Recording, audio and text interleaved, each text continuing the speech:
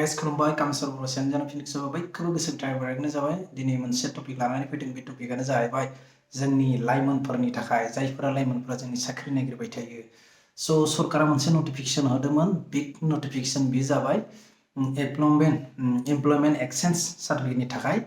जाहाथे आपडेट खालामनो होदों जाहाथे रेजिस्ट्रेशन खालामनो होदों बेखायनो नोंथांमोना थाबैनो खालामना लानांगौ आरो बे लास्ट डेटआ जाबाय 29 फेब्रुवारि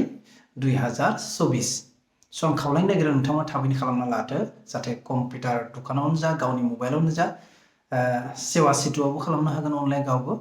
आरो लोगोसे जायफोरा साख्रि मोनबाय बिसोरबो खालामथारनांगोन आरो जायफोरा नागिरबाय थादों एप्लाइ खालामदों बिसोरबो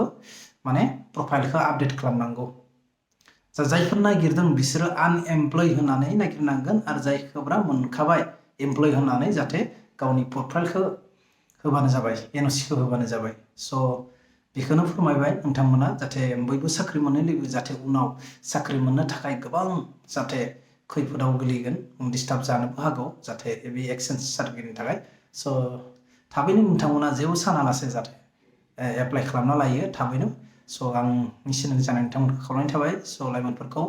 आरो जायफोरा आंनि चेनेलखौ जोबजासे नायबा बिथांमोनखौ रोजा रोजा साबायखर थाबाय आरो जायफोरा गोदान फैदों आंनि चेनेलखौ अननानै प्लिज नोंथांमोना साबस्क्राइब खालामना लादो